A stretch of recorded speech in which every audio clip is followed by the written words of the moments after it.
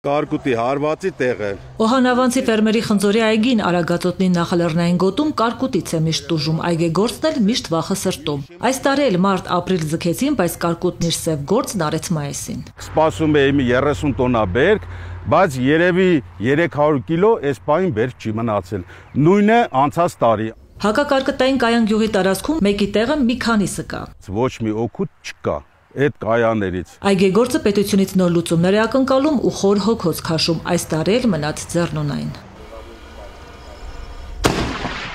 2024-ի տարեվերջի տվյալներով հանրապետությունում 798 հակակարկտային կայան կա, 234-ը պետբյուջեի միջոցներով գնված, մնացածը համայնքապատկան կամ մասնավոր։ Գազագեներատորային կայաները գործել են դրվում ռադիոլոկացիոն կայաների ինֆորմացիոն ուղղորդմամբ, կարկտաբեր օջախների երևալու դեպքում բջջային կապով հրահանգ են ստանում, ակտիվ ներգործության աշխատանքը սկսում, ձայնային կամ հարվածային ալիքներ արձակում։ Կապի խափանումներ ամպրոպային եղանակին լինում են, հետևանքն էլ լինում է, որ կրակելու հրահանգը ուշ է տեղ հասնում, գործողությունն էլ հետևաբար ուշանում։ Բայց երբ կապի խոչընդոտ չկա ու հակակարկտայինների արձագանքն էլ ժամանակին է, ինչու կարկուտի դեմն առնել չի ստացվում։ Անհանգստացնող հարցը օրակարգ մտավ դեռ տարիներ առաջ, երբ մթնոլորտային երևույթների վրա ակտիվ ներգործության ծառայությունը միավորվեց հիդրոօթերևութաբանության եւ մոնիթորինգի կենտրոնին։ Գործընթացն ավելի վերահսկելի դարձավ, նախաձեռնվեցին մասնագիտական ուսումնասիրություններ։ Պարզվեց, որ դրանց էֆեկտիվությունը շատ ցածր է, մինչև 20%, առանձին դեպքերում դրանց ազդեցությամբ նույնիսկ կարող է անձրևային ամպը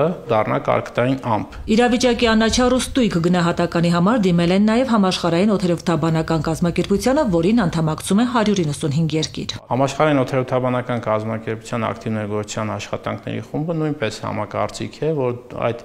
ձայնային հարվածային մեթոդով աշխատող գազագեներատորային կայանքները չունեն գիտական հիմնավորում եւ նրանք խորհուրդ են տալիս զերծ մնալ նմանատիպ տեխնոլոգիաների օգտագործումից։ Բացի այդ, նաև նախարարությունը դիմեց ՄԱԿ-ի զարգացման ծրագրի Երևանյան գրասենյակին միջազգային փորձի ուսումնասիրության եւ խորհրդատվության համար։ Նրանք նույնպես տվեցին եզրակացությունը, որ պետք է զերծ մնալ ձայնային հարվածային ալիքի միջոցով աշխատող գազագեներատորային հակակարկտային կայանքներից։ Որ գազագեներատորային կայանների ձայնային ալիքներն անզոր են կարկտաբեր ամպերի դեմ եւ նրանց ազդեցությունը միայն ու ընդամենը կես կիլոմետր բարձրության վրա է, հետազոտությունների արդյունքում հաստատել է նաեւ Պոլիտեխնիկական համալսարանի փորձագիտական հանձնախումբը։ Միջազգային փորձի ուսումնասիրությունը նաև փաստեց, որ որևէ երկրում պետական միջոցներով նմանատիպ կայաններ չեն գնվում դրանց անարդյունավետության պատճառով։ Իրավիճակի վերլուծությունը բերեց նրան, որ մի քանի տարի Հայաստանի կառավարությունը պետբյուջեի հաշվին հակակարկտայինների պարկը չի համալրում։ 2020 թվականին շրջակա միջավայրի նախարարի կողմից գրություն է գնացել բոլոր մարզպետներին, տարածքային կառավարման նախարարությանը, որ այս կայանքները չունեն